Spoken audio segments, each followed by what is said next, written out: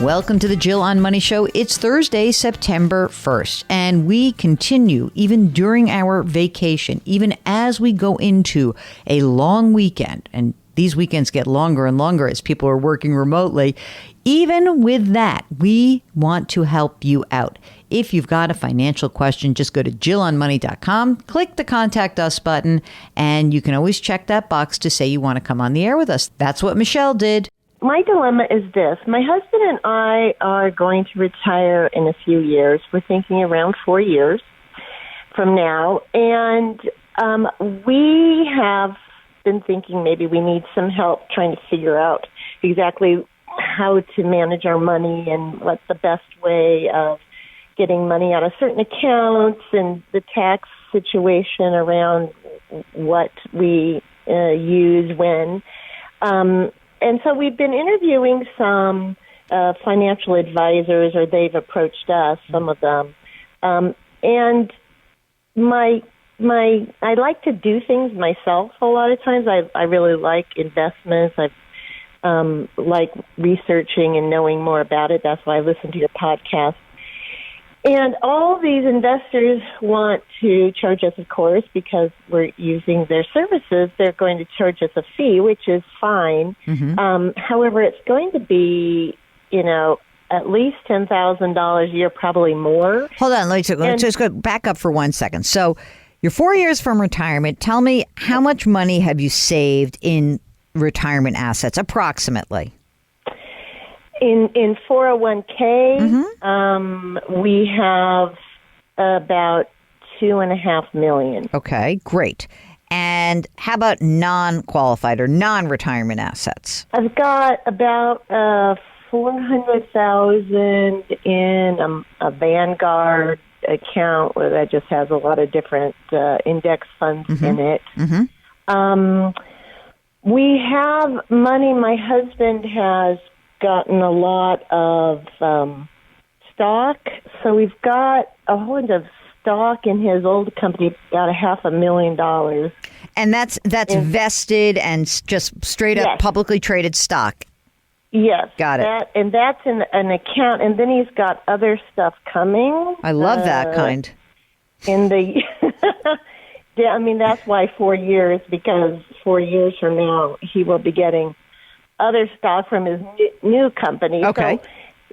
So he's got probably $1.5 million in stock from old company and new company, either in our account or coming. And of course, it depends on the price of exactly. the stock. Exactly. I was going to say.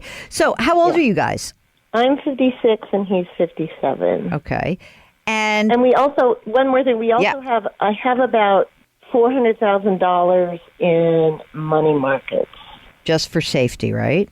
Well, just for safety, yeah. I'm thinking that's probably too much to have in a I don't know. market, I am a wimp, Michelle. I am way wimpier than most people would imagine, and I do know that when bad things happen, that extra money that everyone tells you is inefficient and stupid to keep in cash can feel pretty darn good.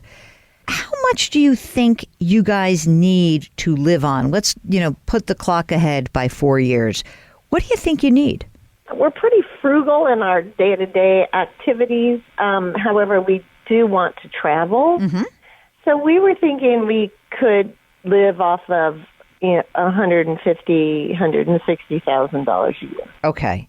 Besides Social Security, which won't be coming in for a while for you guys, mm-hmm. any other income that you could count on potentially?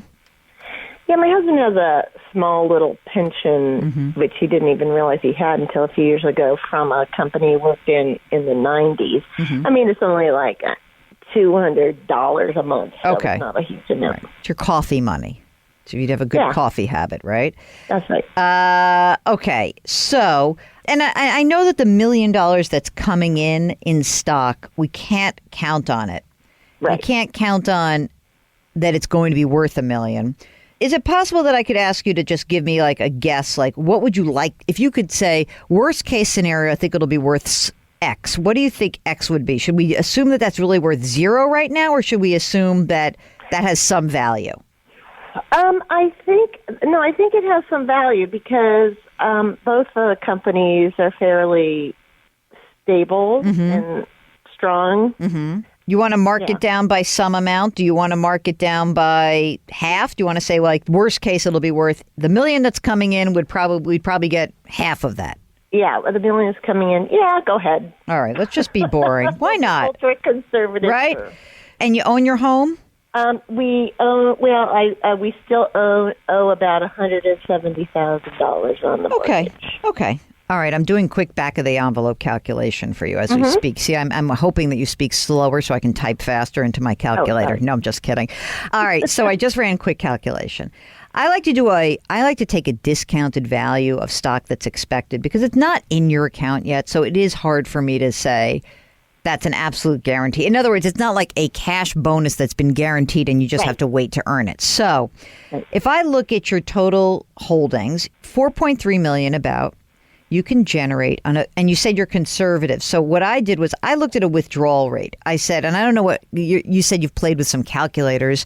When I do the calculation, that you can use a withdrawal rate of, some investment places will say 4.5% a year and you'll be fine. You won't run out of money. But if you're conservative, that's not a great bet because that will make you a little nutty. So what I would suggest is you use a 3% withdrawal rate, which is really super wimpy, and that will give you about $130,000 a year, and you won't run out of money. And that kind of works pretty well for you guys. You said you need 160. And, in the first few years, you won't, before you get Social Security, you'll need to spend down some of the already taxed money. But once you get Social Security, you both worked your whole lives, you're probably going to be in great shape. Okay? So now I'm going to tell you that most people who call me and they're 56, 57 years old, I say, nah, you can't do it. I think you can do this. This is great. So this is not a pipe dream. This is real. So now the question really is about whether you can do this yourself. Right. How much do you need that hand-holding personal service of a dedicated person whose office you want to actually enter on an annual basis, and how comfortable you are with that? Because the asset allocation part is not going to be the hard part for you guys. What is it that you think you need the most in the relationship with a CFP? The taxes is what I wonder about. Tax strategy around when to sell stock versus when to pull it out, the money out of, the 401k versus, that's what I think I need the most help with. And so I'm wondering, do I really need a CFP or do I just need a really good CPA? You might consider, this is kind of wacky, but I can give it to you. There is one more certification that's not as popular that I want to just flag for you that's interesting. And I actually like this credential. It's a CPA can get a credential called the PFS. So you're a CPA and you want to do financial planning, and then you can get a certification that's called the CPA PFS, Personal Financial Specialist. What this basically does is this is a CPA who specializes in personal financial planning. And these folks they are different because they come from a real CPA background, and that may be interesting to you. Any CFP worth his or her salt should be able to help you, but if it's really a tax issue, this may be something you should consider. And the way that you can find out about this designation is you can go onto the AICPA website. It's AICPA.org. I mean, I'm not hearing in your voice that you're stressed out about managing money. You've already accumulated a lot of money. This is all great news. What is really the interesting part of this is we have this stock. How would we time this? And you're not doing market timing. You're really trying to arbitrage tax law. And I think it may be interesting for you to kind of check this person out. I guess the bottom line for you, you're in great shape. I'm so happy for you because, as I said, many people who call up in their 50s, mid to late 50s, you're not going to get to 60 and retire the way you want. You guys are. If you've got a financial question, it's as easy as a few clicks away. First, go to JillOnMoney.com and bookmark that website. That's where all of our content lives.